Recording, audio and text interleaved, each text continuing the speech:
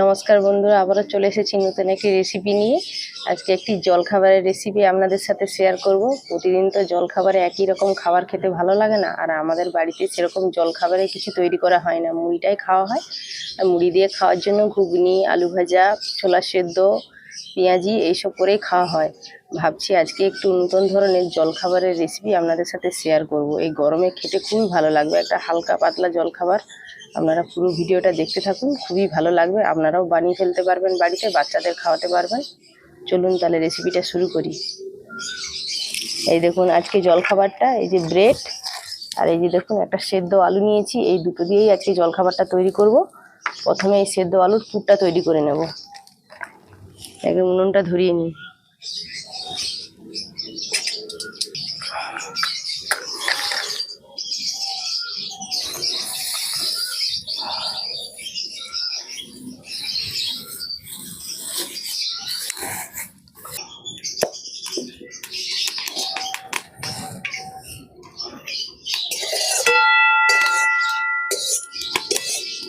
প্রথমে কড়াটাকে একটু গরম করে নেব। কড়ার মধ্যে একটু জল আছে।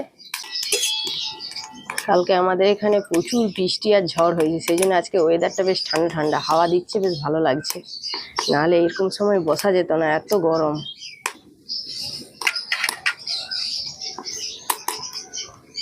কড়া গরম হয়ে গেছে, কড়ার মধ্যে একটু সাদা তেল দিয়ে দিচ্ছি।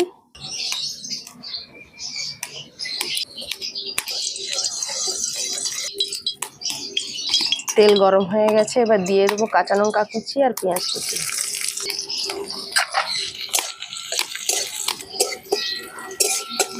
কাঁচা লঙ্কা আর পেঁয়াজটাকে ভালো করে ভেজে নেব। পেঁয়াজ আর কাঁচা লঙ্কা দেখুন এইভাবে ভেজে নিতে হবে, এর থেকে বেশি ভাজলে পুরটা ভালো লাগবে না খেতে। এবার দিয়ে দেবো আদা রসুন বাটা, দিয়ে ভালো করে কষিয়ে নেব।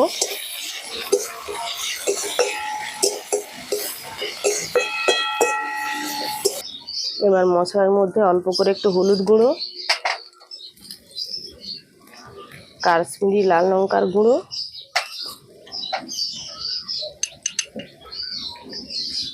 লবণ দিয়ে দিচ্ছি।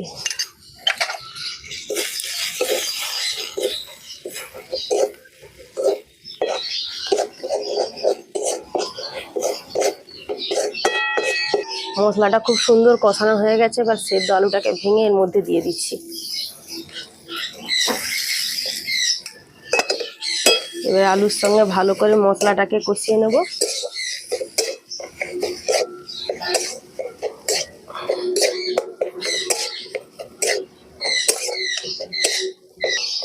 মশলা কষানোর সময় অল্প করে একটু নুন দিয়েছিলাম, দেখি নুনটা ঠিকঠাক আছে কিনা, যদি দরকার হয় তার একটু দেবো।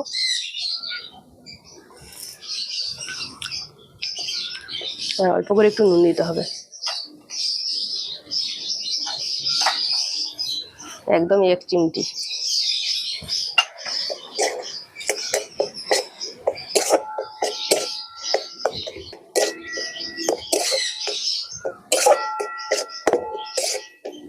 দেখুন নুনটাকে দিয়ে ভালো করে মিশিয়ে নিয়েছি, আর পুরটাও রেডি হয়ে গেছে। এবার নামিয়ে নেব।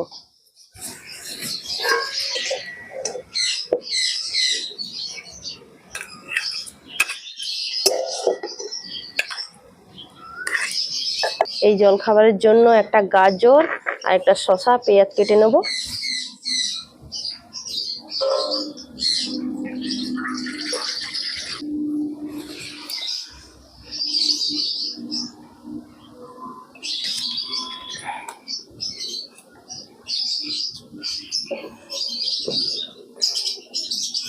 প্রথমে শসাটাকে কেটে নেব, শসার খোসাটাকে ছাড়িয়ে নিচ্ছি।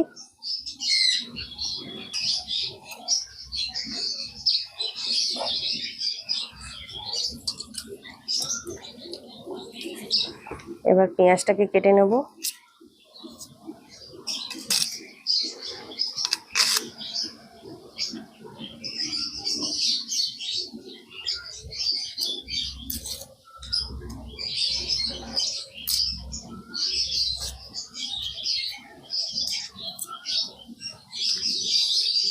এই গাজরটা অনেকটাই বড় আছে, পুরোটা দেব না, অর্ধেকটা দেব।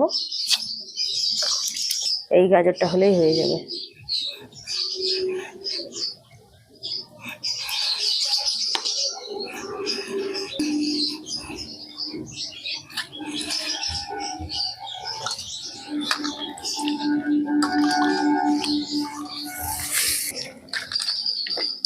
এবারে এগুলোকে ভালো করে ধুয়ে নিয়ে সরু সরু করে কেটে নেব।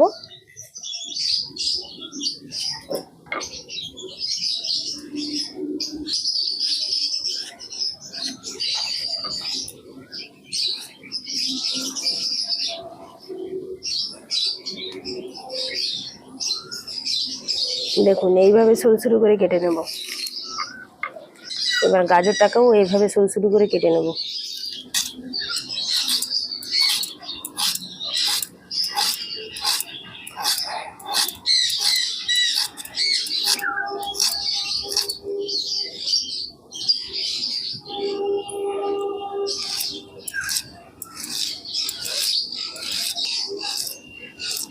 দেখুন গাজরগুলো এইভাবে কেটে নিয়েছি।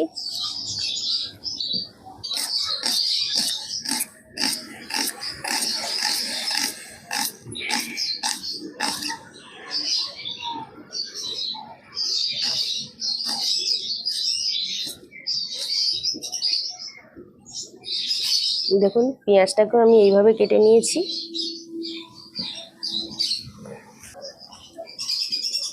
তুলিয়ে শসা আর গাজর খাও।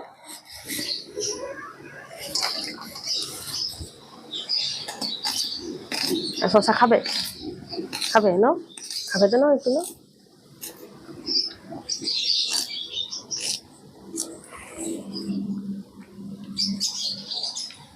শসা পেঁয়াজ গাজর কাটা হয়ে গেছে, এবার তৈরি করে নেব। এবার এই ব্রেডের প্যাকেটটাকে কেটে নিচ্ছি, হালকা করে একটু সেকে নেব।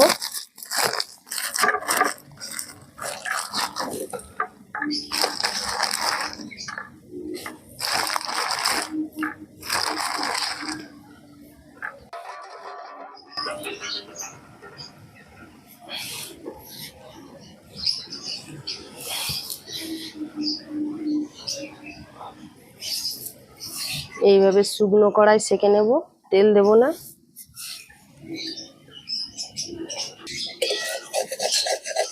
এক পিঠ সেকা হয়ে গেছে, উল্টে আরেক পিঠ ভালো করে সেকে নেব।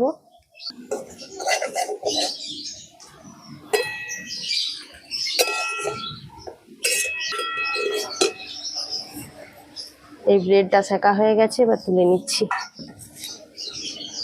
এইভাবে দেখুন হালকা হালকা করে সেকে নেব।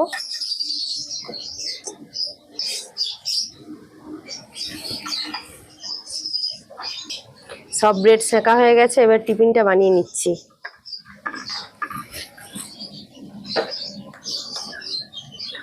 প্রথমে এইভাবে ব্রেডের উপরে আমি আলুর পুরটাকে দিয়ে দেবো।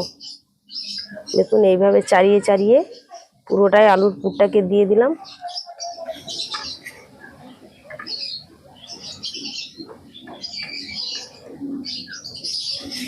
দিয়ে এইভাবে এর উপর দিয়ে একটু স্যালাড দিয়ে দেবো।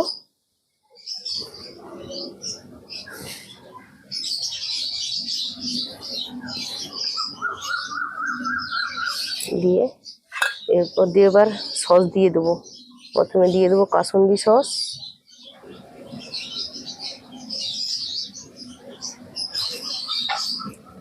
এবার দিয়ে দেবো টমেটো সস,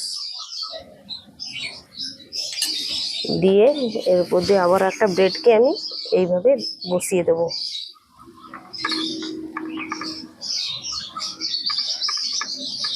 এইভাবে আমি প্রত্যেকটা টিফিন আমি বানিয়ে নেব। আবার একটা তৈরি করে দেখাচ্ছি।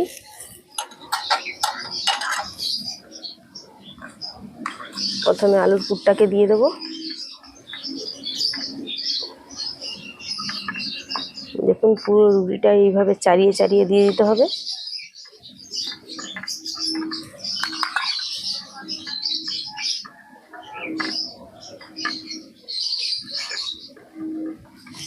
দিয়ে এর উপরে এবার স্যালাড দিয়ে দেবো।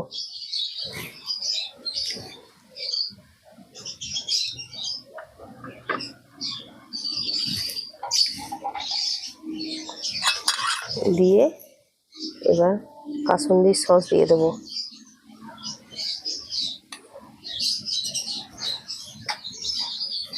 এবার দিয়ে দেবো টমেটো সস। আবার একটা ব্রেড এর উপর দিয়ে বসিয়ে দেবো। দেখুন আবার একটা টিফিন তৈরি হয়ে গেল। এইভাবে আমি প্রত্যেকটা টিফিন তৈরি করে নেব। আমার মেয়েও দেখুন বানাচ্ছে কিভাবে।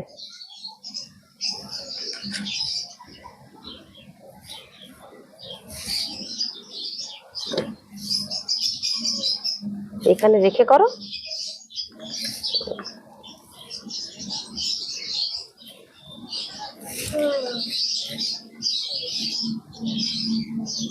আর একটু আলুর পুর দাও। করো, এবার চারাও।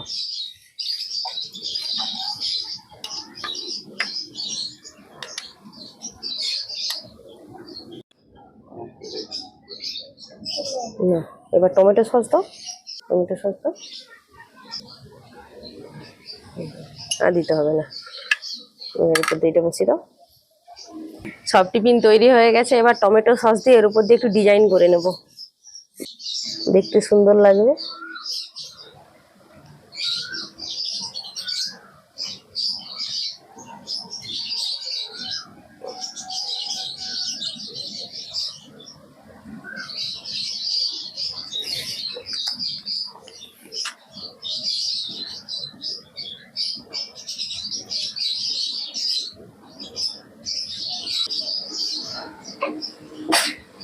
দেখুন এইভাবে টমেটো সস দিয়ে একটু ডিজাইন করে নিচ্ছি।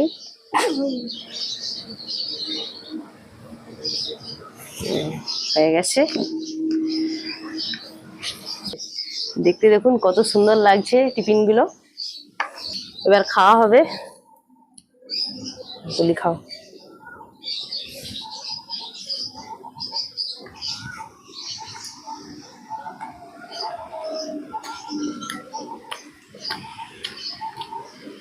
কেমন লাগছে খেতে? ভালো লাগছে। টিফিনে বানিয়ে দেবো, এরকম নিয়ে যাবে।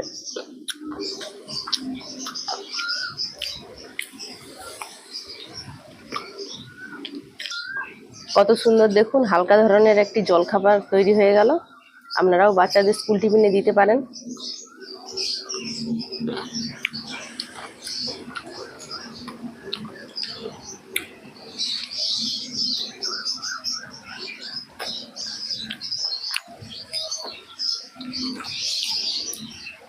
একদম হালকা ধরনের একটি জলখাবার, বেশ ভালো লাগছে খেতে। আপনারাও বানিয়ে খাবেন, খেতে খুবই ভালো লাগবে।